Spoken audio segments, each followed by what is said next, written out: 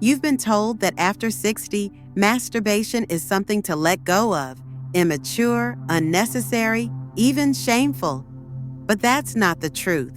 I'm Dr. Maya Kapoor, and after 30 years working with men your age, I can tell you this: masturbation, done mindfully, isn't just normal, it's essential.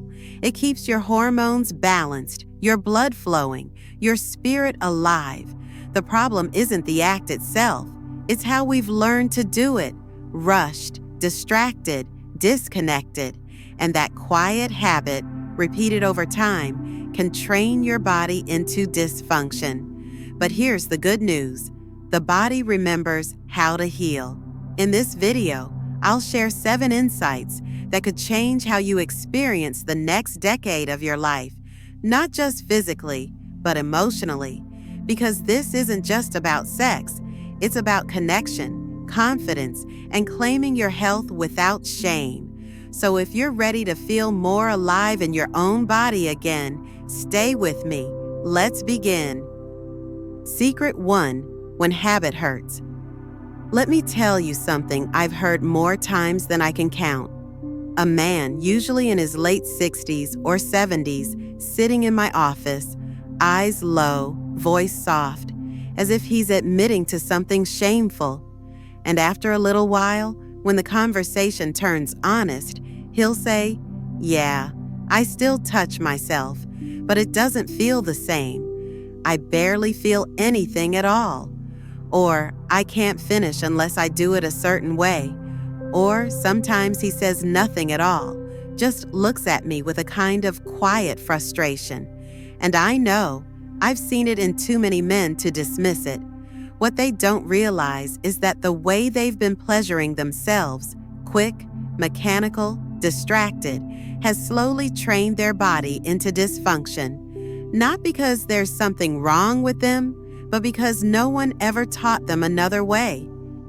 You see, when you repeat the same motion, the same pattern, always in a rush, always with tension in your shoulders or eyes glued to a screen, your brain learns to only respond to that specific stimulus. And the brain is a fast learner. That routine becomes the only pathway to arousal. Over time, your sensitivity dulls. You start needing more pressure, more stimulation, more tricks just to feel something. And slowly, real-life intimacy becomes unfamiliar, too slow, too real. So you avoid it. You start telling yourself maybe it's just your age. Maybe your body's just giving up. But the truth is, it's not your age. It's your nervous system, overconditioned in the wrong direction. I call this silent rewiring. And it doesn't just affect your body. It chips away at your confidence, your ability to connect, even how you carry yourself. I've seen men spiral into shame, frustration, even depression, not because they're broken, but because they feel disconnected from their own touch, their own pleasure. It becomes easier to avoid closeness than to face how numb they've become. And that's the part that breaks my heart most, because the body isn't broken. It just needs to relearn. And it can. You deserve to feel something real again. You deserve to enjoy your body, not just go through the motions out of habit. Masturbation done without intention is like driving with your foot on the gas, but your hands off the wheel. You might still be moving, but eventually you crash. And when the damage finally shows up, in your performance, your mood, your sleep, it's not easy to trace it back to something as small as how you've been touching yourself. But that's exactly where it starts. So, if any part of this feels familiar, if you've been wondering why it's harder to feel, why your pleasure feels distant or flat, I want you to know this: you're not alone and you're not stuck. We can retrain your body. We can rebuild that connection. But it begins by slowing down, by bringing presence back into your touch, by understanding that what served you at 30 doesn't serve you the same way at 70. Your needs have changed. Your body has changed. But your capacity to feel deeply, fully, beautifully, that hasn't gone anywhere. It's just waiting for you to come back to it. Secret 2. The prostate remembers. There's a man I remember vividly from a few years back. Let's call him Martin. He was 68, quiet but proud. One of those men who walks into a room with his shirt tucked in and his emotions tucked even tighter. When he sat down in my office, he wasn't there to talk about sex. He was there because he was waking up 5, sometimes 6 times a night to pee. He felt a kind of dull ache in his pelvis, a heaviness, and figured, like most men do, that it was just age catching up. He wasn't sick, no new meds, just tired, just frustrated. And after running through the usual questions, I gently asked him something that made him blink. When was the last time you ejaculated? There was silence, then a kind of awkward laugh. Years, he said. My wife passed, and well, I figured that part of my life was over. I want to pause here because Martin isn't alone. I've had this conversation more times than I can count.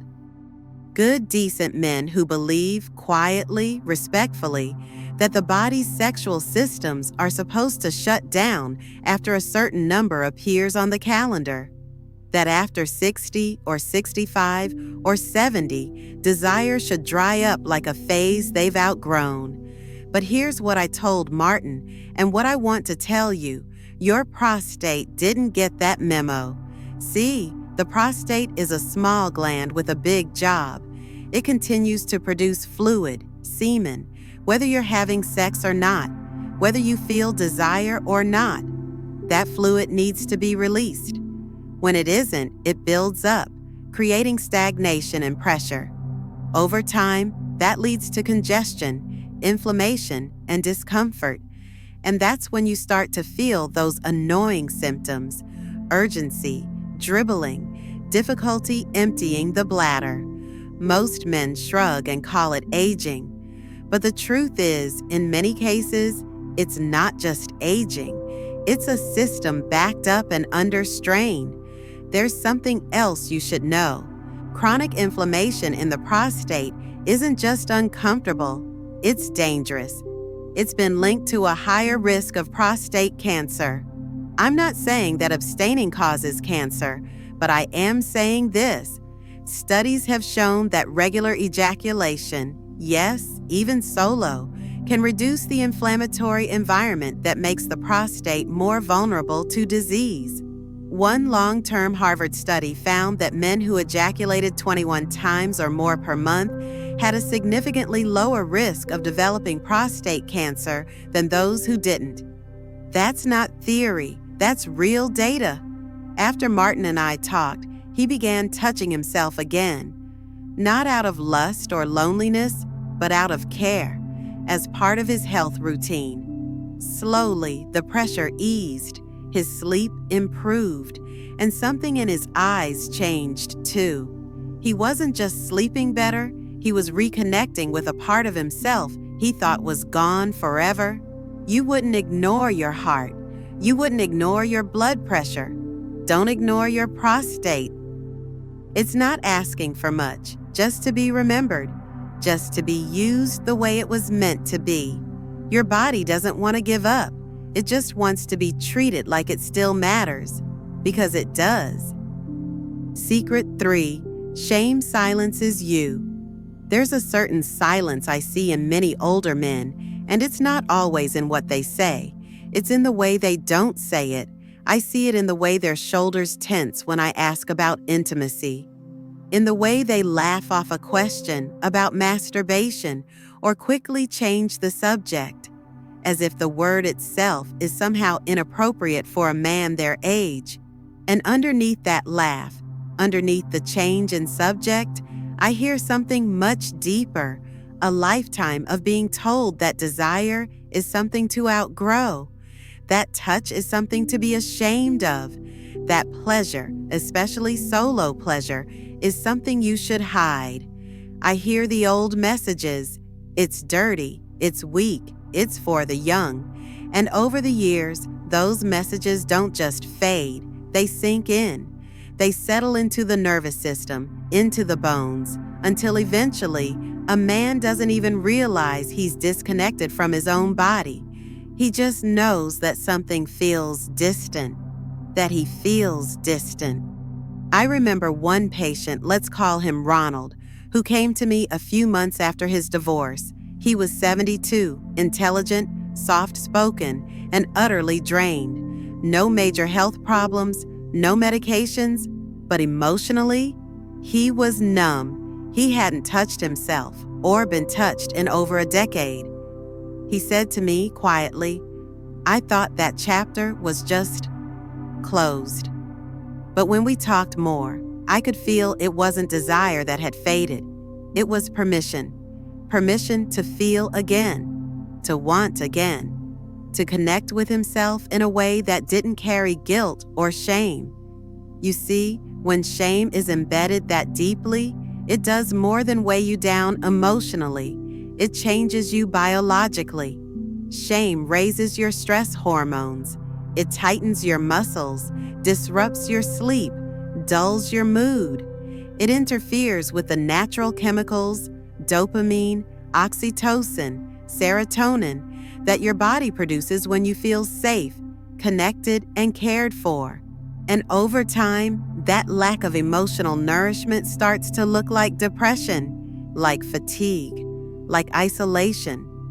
But the source isn't always medical. It's often emotional. It's the silent belief that you are no longer allowed to feel. But here's what I've seen, and I've seen it enough to believe in it completely. When a man begins to reconnect with his body gently, without pressure or shame, something inside him begins to lift. With Ronald, it started with small steps.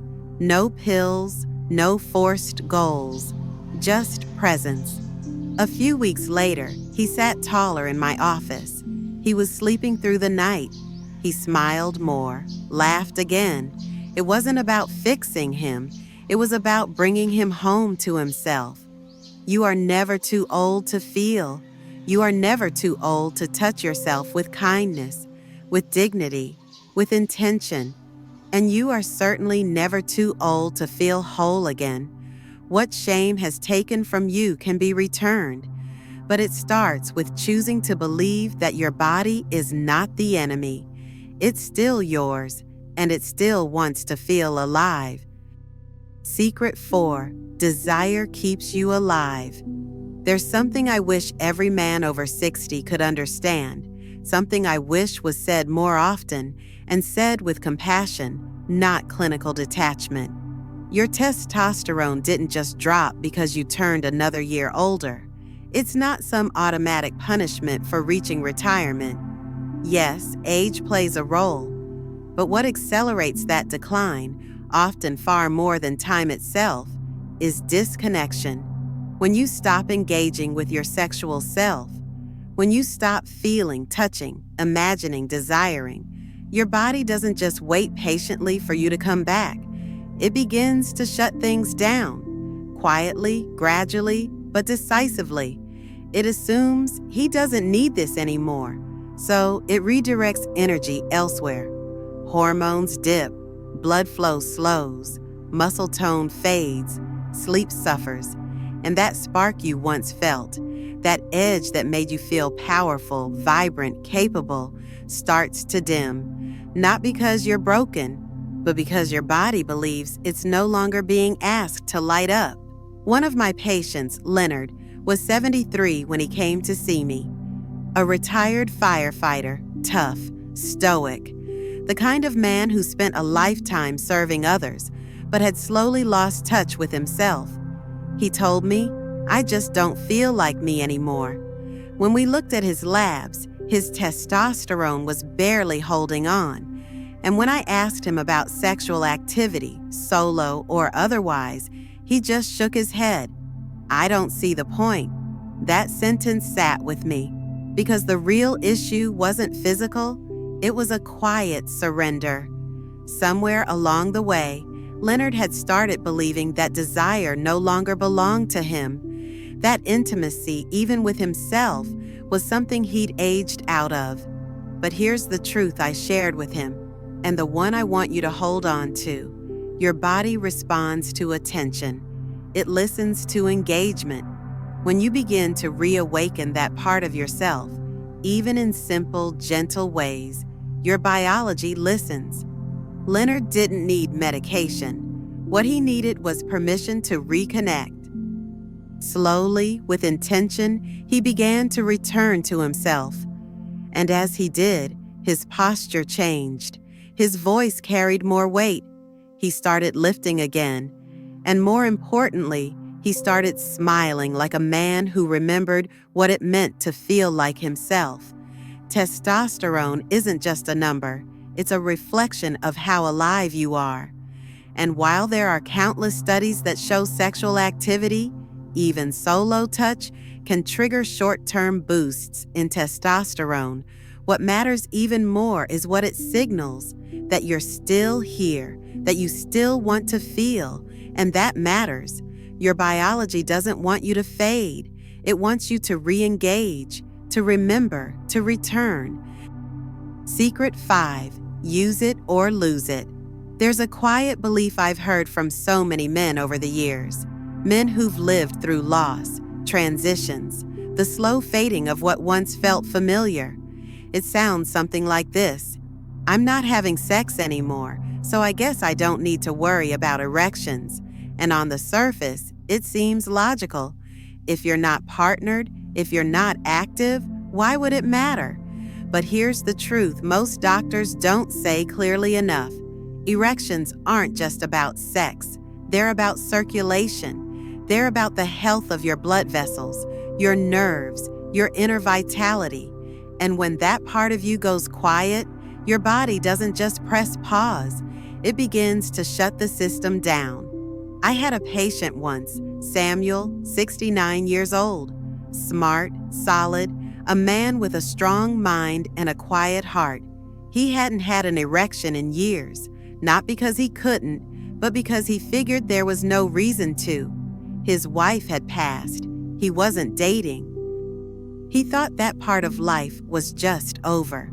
What he didn't realize was that while he had stepped away emotionally, his body had begun to step away physically. The vascular tissue in the penis, like any other muscle in the body, needs regular use to stay healthy. Without blood flow, elasticity is lost. Oxygen doesn't reach where it's needed. Micro tears form, tissue stiffens, and eventually, even if the desire returns, the body no longer responds in the way it once did. What hurt Samuel most wasn't the lack of function. It was the erosion of confidence, the quiet loss of something that once helped him feel grounded, whole, like himself. And he's not alone. I've watched this happen slowly, silently, in men who never realized they were letting go of more than erections. They were letting go of identity, of connection, of a part of their vitality that had nothing to do with performance and everything to do with feeling alive. But here's the hope I want to offer. This process isn't irreversible. You don't need a partner. You don't need pressure. You just need presence. Gentle, regular engagement with your body, without shame, without goals, can help restore circulation, reawaken sensation, and remind your nervous system that this part of you still matters. Because it does. Your body hasn't given up on you. Please don't give up on it. Secret 6. Porn dulls real feeling. This next part might feel uncomfortable to hear, but I'm asking you to stay with me, not because I want to judge, but because I care deeply about what's at stake. I want to talk about pornography, and not in the way you've heard before, not as something shameful or dirty. I want to talk about it as a reality, because the truth is, many men in their 60s, 70s, even 80s still turn to porn, not for thrill, not for addiction, but for something else entirely, a moment of connection, or the memory of one. And I understand that. When life feels quiet, when touch is missing, when loss leaves a hole you don't know how to fill, porn can feel like a lifeline. But what most men don't realize is that it comes at a cost they never meant to pay. You see, the kind of content available today isn't what you were first exposed to years ago. It's faster, louder, more extreme, designed to hijack your brain with intensity. Every time you scroll through video after video, your brain releases dopamine, your motivation and pleasure chemical. And like any system that's overstimulated, it begins to dull. Over time, it takes more novelty, more shock, more stimulation to feel the same thing. That's not just about taste, it's about wiring. And while you may not notice it immediately, your body does. Erections become slower, sensitivity fades, climax becomes harder to reach, or impossible without the screen. Some men find they can't feel anything without it anymore, and they think they're broken, but they're not. I've sat across from so many good men, thoughtful, loving men, who feel ashamed, confused, even defeated because they don't know why things changed, and they never think to connect the dots. But this isn't about shame. This is about healing, because the good news is that your brain, even now, is still capable of resetting. It's called neuroplasticity, the ability to rewire, to reawaken. And it begins when you give your body a chance to remember what real arousal feels like. Not the digital version, but the one that lives in your skin, your breath, your imagination. You don't have to give up pleasure. You just have to reclaim it on your own terms, slowly, gently, with presence instead of pressure. That's how you find your way back, not to fantasy, but to yourself. And you are worth returning to. Secret 7. When touch goes quiet. There's one danger I see far too often, and yet it almost never gets talked about. It doesn't show up in blood work. It's not something you can scan or measure with a machine, but it's real and it's powerful. I'm talking about isolation, not just living alone, but the kind of deep, quiet isolation that happens when you stop being touched, when you stop touching yourself, when you begin to drift so far from your own body that even the idea of intimacy, even with yourself, feels like something foreign or distant or long gone. I want to be clear, this doesn't happen all at once. It happens slowly, subtly. One day you skip your usual routine. A week later, you avoid the mirror. A month later, you can't remember the last time you felt anything close to desire. And the world doesn't notice, but your body does. I once had a patient named Elliot, 76 years old, a retired engineer, polite, neatly dressed, but there was a hollowness in the way he spoke, a kind of flatness that said more than his words ever could. He told me he hadn't been touched in over a year, not a hug, not a hand on the shoulder, nothing. And when I asked if he ever touched himself, his answer came softly, "Not anymore. That chapter's closed."